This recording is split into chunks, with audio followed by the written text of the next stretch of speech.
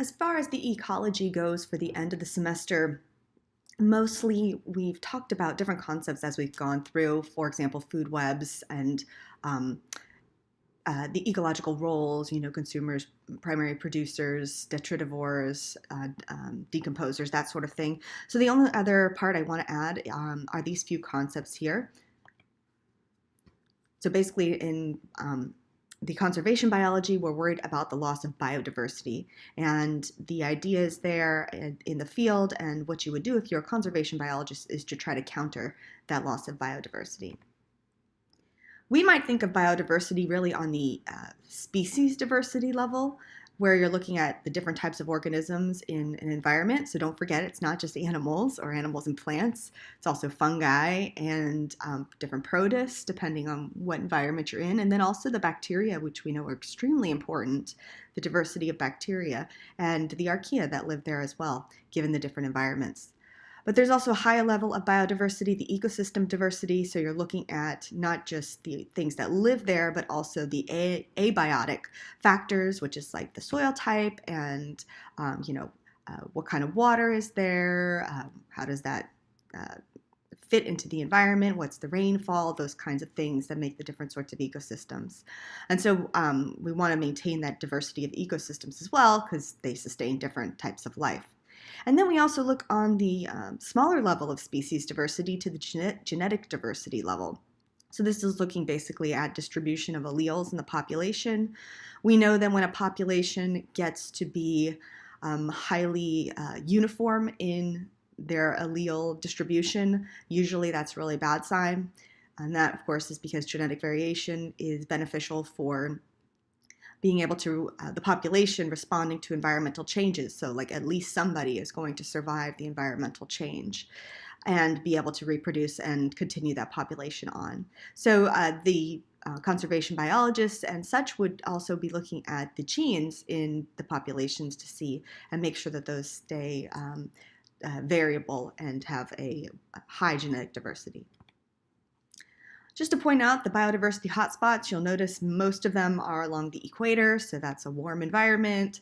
A lot of times those environments are rainforest or tropical rainforest type environments, lots of rain, and that usually produces lots and lots of organisms. They can have a lot that live there. And you'll see in large part here the Indonesia, Malaysia area, Cambodia, and then also we have the Amazon, and then Central America, and then the Mediterranean, and so forth. So those areas are the ones that we are most worried about, and they tend to be subject to, in large case, logging. And so those are areas that they are keeping a close eye on, and they tend to be, like I said, quite warm.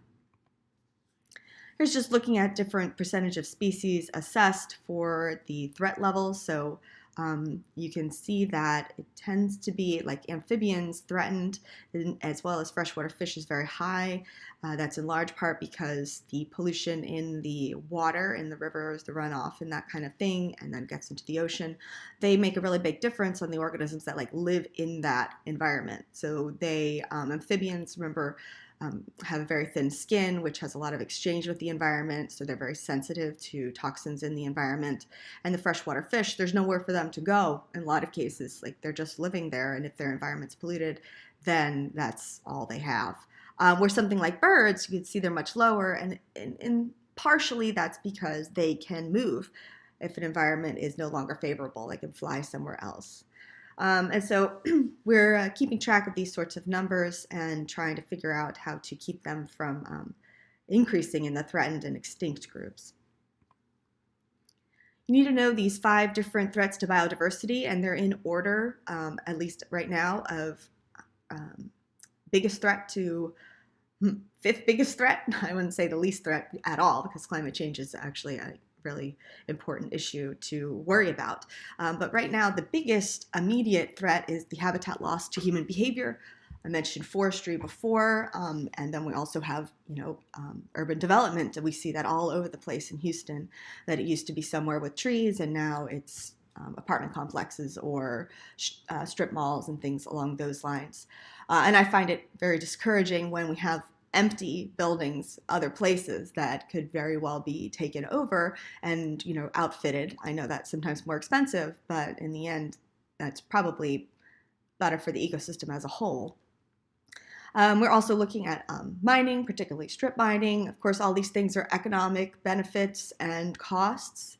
And so that's a big thing we'll see later, sustainability. How do you balance a high quality human existence that is economically feasible with saving the environment and the biodiversity? Invasive species are species that come from a different area and then they spread.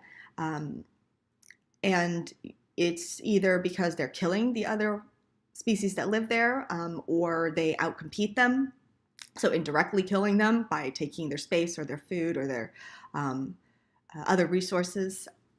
Or they, another type of killing them would be the parasitizing the native species. And so this is bad because we see a really big loss of biodiversity. So the invasive species will just basically take over all the other niches, and so then we see a drop in biodiversity. And ultimately, that sometimes is actually bad for the invasive species as well, and so then you could just have a whole ecosystem collapse. We're also looking at overexploitation or overharvesting. We see this a lot in fish and shrimping and that sort of thing. You hear about like certain fish you should eat and not with the mercury or heavy metal levels. I'm talking about sustainability-wise. There's actually this really cool, it's a website as well as an app you can download called Seafood Watch. It's from the Monterey Bay Aquarium, and you can look up different types of fish and see if they are in trouble or not, like if it's a responsible choice to eat that fish or whether we should try to fish that less. And fish is very good for you, of course, and so we like to have that as an option, but we also need to take into account that if we overfish it, then we won't have any left and it'll be completely gone. So there's, options like farming fish, which if you do it in conditions that are favorable for the animals, then that could be a good solution. Just monitoring how much we waste on that as well. And then also making laws. They make laws for certain types of fishing, make that illegal. And so that hopefully would, as long as they can crack down on that, that would decrease the amount of the exploitation of those populations. We also look at pollution, and here's biological magnification. What that means is that the species at the top of the food chain are more affected by the pollution. So it starts at a low concentration in the phytoplankton, and they'll pick some up. And then when the zooplankton eat the phytoplankton, they'll pick some more up. And as you go up the food chain, each round that eats the lower round on the food chain concentrates the pollution. So in this case, it's a PCBs, it's a molecule. It will concentrate that more in its tissues. So by the time you get to the higher level predators, like this herring gull, it's highly concentrated, let's say, in the eggs, and that was with the DDT. The birds were having a big problem with the egg shells not being hard enough, and in large part that was due to this biological magnification idea, where the birds were most affected because it was most concentrated in them, and that's because they're at the top of the food chain. And then finally, climate change. And that is in large part due to the imbalance of the carbon dioxide in the atmosphere as well compared to how much is being taken up. So we have respiration, of course, breathing out in animals or releasing CO2 from plants to a certain degree. So that's to aftercellular respiration, and then photosynthesis takes up that carbon dioxide and then turns it into carbon compounds, and that's happening in the environment with land plants as well as the algae and phytoplankton in the ocean. So that's particularly diatoms are very important there, but also your red algae and green algae and brown algae, as well as some species of dinoflagellates, etc. But then you can see this combustion of fossil fuels. And also, I know recently there have been a lot of papers coming out about the contribution of agriculture, as in like ranching, to the release of methane in that case, CH4 to the environment from the flatulence from the cows, and how that's also a greenhouse gas that traps heat in the atmosphere, and how that's actually a problem as well. So when we have all these additional sources of releasing carbon dioxide or methane, carbon compound or small carbon molecules that keep the heat in, then we have an imbalance because the photosynthesis can't take it up fast enough to keep it at the right level. This is exacerbated, of course, by cutting down trees and taking away grasslands and building over them, because then you have less and less plants to be able to take away that carbon dioxide from the atmosphere, and so it just makes the situation worse. It's very clear that we can see that the levels of these types of gases, for example, the methane and carbon dioxide, when they increase like crazy, that we see that happening really an industrial revolution, and it's very obvious that they track with the temperatures. And remember, it's climate change, so like overall global warming, which just means that overall the temperatures are rising. But of course, remember, weather is different than climate. Weather is the things you're experiencing on a daily basis. Like, is it raining? Is it 50 degrees or 120 degrees, whatever? Is there a lot of wind here? That's going to be sort of the weather idea. Whereas climate is the long-term picture of rainfall, the long-term picture of temperatures, and those kinds of things. So just because somewhere is colder one winter doesn't necessarily mean that it's not overall warming. And also, we're talking on the globe, so that doesn't mean everywhere experiences the same. And so, one of the patterns we see is more extreme weather happening. Now, not all extreme weather is due to climate change, but we do know that there's a significant impact of that. We also have, besides that, here's some examples of like how this would actually affect the environment. So we have coral reef communities, and when those are too warm, or when the acidification is too high, because when CO2 is in the atmosphere and then it dissolves in the water through a series of steps, it ends up acidifying the water, releasing hydrogen ions to the water. It also binds the calcium in the water, so that the organisms with shells, they need to build shells with calcium, they can't do that very well anymore. But we know that when the warmth or the acidification, the dinoflagellates that live in the corals and have a symbiotic relationship with those, they start releasing toxins and they're expelled by the coral, or they die. And so then the coral doesn't have its partner to make its carbon compounds, and it can't eat enough. And so then the coral animals die, and you get the reef bleaching, which is basically the death of the reef. And the reefs are really important because they prevent erosion of the coastlines, as well as being very diverse biodiversity hotspots. So in the oceans, just like the rainforest on the land, the oceans, the coral reefs are where we're seeing the most biodiversity. And we get a lot of things from coral reefs, not just, fishing for things to eat, perhaps, but also there's been a number of medications that have been derived from sponges, as well as different types of snails, like cone snails. The studying of the relationships there between organisms has given us a lot of insight into how communities work.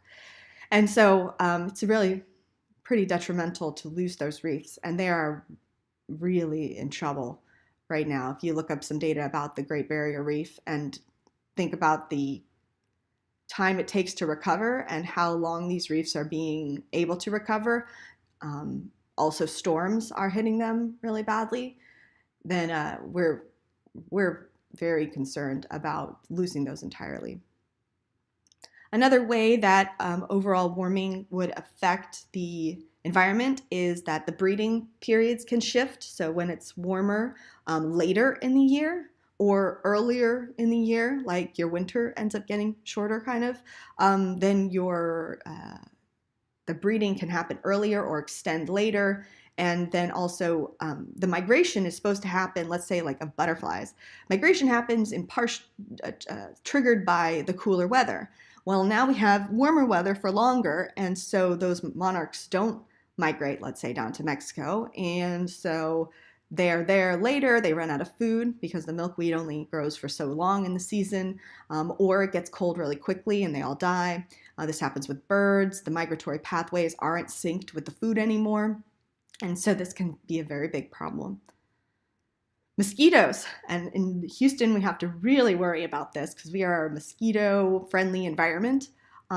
You see a lot of the diseases and you'll see them only in, like, let's say, Central America or South America, but they could easily come, and we've seen this before, like in Florida and Texas particularly, and then the mosquito species, which couldn't live there before, if it's warmer, they have potential to maybe move into our environment and bring along with it the viruses they carry, the protists that they carry, as well as some of the bacteria that they might carry. But mostly we worry about the protists, like malaria protists, let's say, the Plasmodium, or West Nile virus, let's say, or Zika virus, and those are carried by the mosquitoes. And then also faster reproduction, for example, the bark beetles. Then you have massive population explosion, and whatever they're eating, in this case, the plants, the trees, they can decimate those. So one of the fields of study that you can go into is called restoration ecology, and basically you're studying how to get rid of pollutants and increase biodiversity again. We're looking at basically replanting native vegetation. They're trying to do this in the grasslands of the United States because they are almost completely gone. And then Houston, we've been doing really big projects of returning the waterways. So the bayous that were